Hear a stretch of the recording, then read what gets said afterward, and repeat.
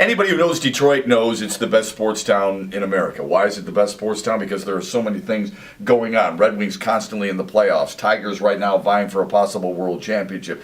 Lions, even when they weren't very good, still selling out foolish at 4-2 now, welcoming the Cincinnati Bengals. Look, there's a lot of things we could do. We could go off and start talking about Cincinnati and how it compares to There's Detroit. nothing to talk about. But we don't need to do that because I think it's already understood. People realize what our renaissance is all about. The people realize just how good this sports market is, and that this football team has the best wide receiver in football. The quarterback edge goes to Detroit. Best defensive tackle goes to Detroit. I like Geno Atkins, but he's not as good and powerful and dominating as Ndamukong Suh. We win this battle, don't you think? We win this battle because Cincinnati sucks.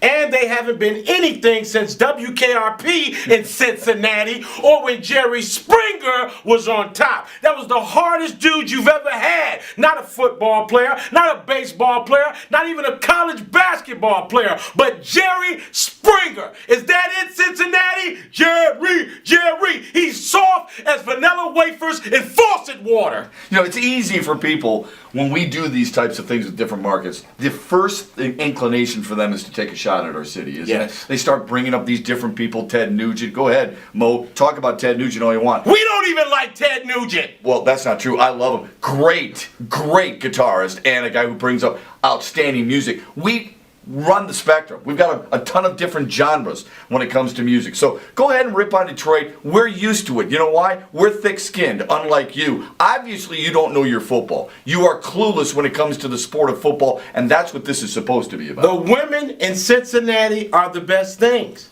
That's why they come down to Detroit. Because you guys have the cheese. Go ahead and say we're broke. But they come down here for the Mac. You know what was funny? It's really funny that Mo brings up somebody like Titus Young when Cincinnati has had guys like Pac-Man Jones and Chris Henry and all the problem children of the NFL seemingly have come through Cincinnati. It's not like they're model citizens, right, Foolish? The only person I really recognize in Cincinnati is Pete Rose. That's it. Well, Johnny Bench, too. Pretty good. Well, I like Johnny Bench. Yeah, but Pete Rose defined Cincinnati.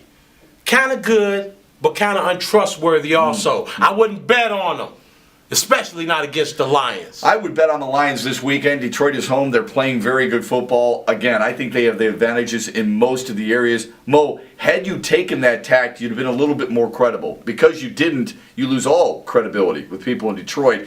And before you start to go with the, well, I don't care about credibility in Detroit because all Detroit is slums and crime and things like that, you need to look at your own city a little bit and realize that this city has the four major sports, yours doesn't. This city also has some outstanding college basketball, football, baseball, and hockey programs, something that your city doesn't offer. But of course, you and your viewers already see that.